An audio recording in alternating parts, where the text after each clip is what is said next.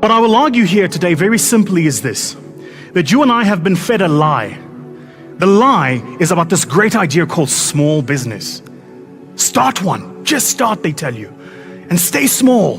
Never disrupt, don't move things too much. Employ a person, maybe two. You show me one thing that you and I look at around here today that's been changed or fundamentally disrupted by a small business, you will not find it. My contention is that whilst there was a deliberate system that sought to keep us as a people disenfranchised, the greatest victory of that system is not that it kept black people disenfranchised, it's that it taught you and I that it's okay to think and do small.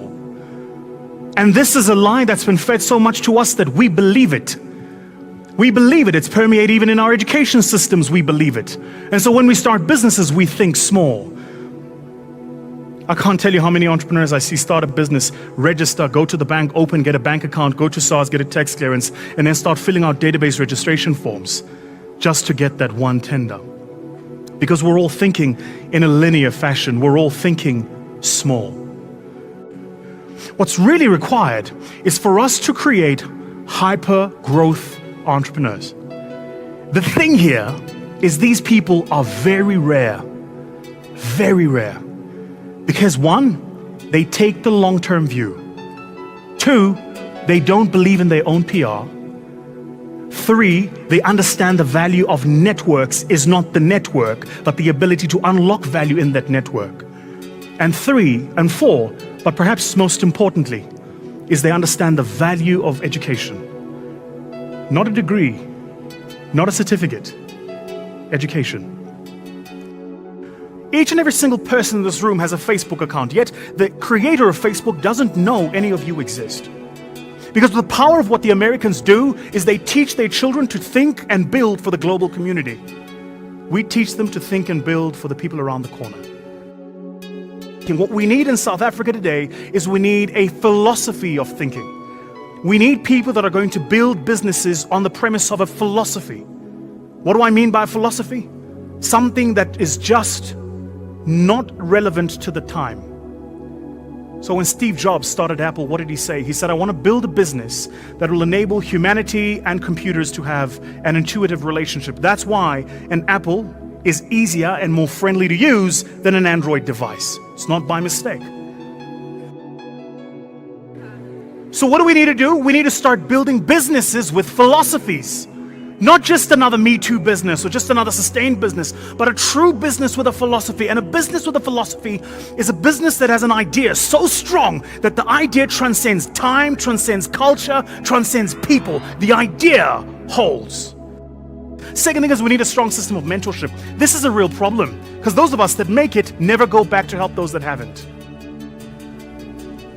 If I may, and my fellow South Africans of different demographics, please excuse me for a moment. Let me say this to my people.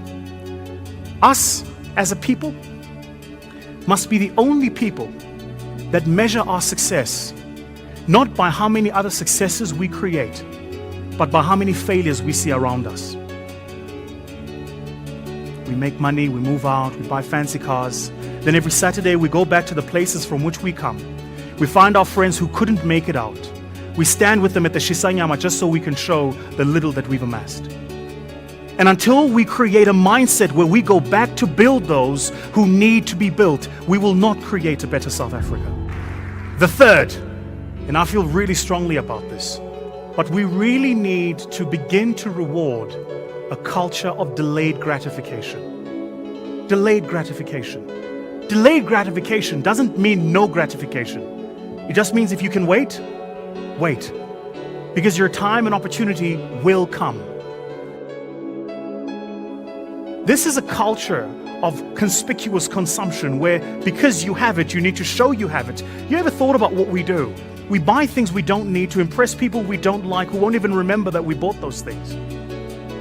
It is the most fascinating mental thinking. And so what I'm saying here is we need to think about starting businesses. Just start. Throw away the business plan. Start badly, make a mistake, fail, make a big chamors, come back, do it again. But just start. Now that I've told you what I've told you, let me tell you why, after over a decade of speaking in now 49 countries around the world, you are likely to walk out of this room and do absolutely nothing about what I've told you. See, it hit me about 6 years ago that I was working with people all over the world and speaking, and yet every time I would speak, my business model depended on them not acting, so they'd bring me back again. So I told my team, my research team, I said, find out for me, why do human beings look for new knowledge only to take the new knowledge and do exactly the same old things that we're doing with it before? It sounds stupid. And here's what we found. Each and every single person in this room is held prisoned by two biases. Two. The first is the confirmation bias. All of us live in a world where we look for information to confirm the beliefs we deeply hold. Because as human beings, we are hardwired to look for information that confirms the deeply held beliefs we have. The second thing is this, the status quo bias. Most of us like things the way they are. Do you know human beings are fascinating creatures? We are the only creature that is adapted to change and yet hates making the change each time it needs to. The status quo bias simply says you and I will look for every piece of evidence to support the status quo as we know it. This beautiful country of ours is at an interesting time. It is a time unlike any other. It is a time when we, all of us as South Africans, need to pull together to build a country worth living in. Because regardless of your race, I can assure you we all want the same things. We do. It's the politics that divide us. Do you know what we want? You want a country where you can jog at 11 o'clock at night and you don't have to look over your shoulders. Or if you got harmed driving out of here and you went to a public hospital, you would get A-grade public hospital service. Or if you sent your child to the public school around the corner, they would receive a global standard of education. We all want the same things.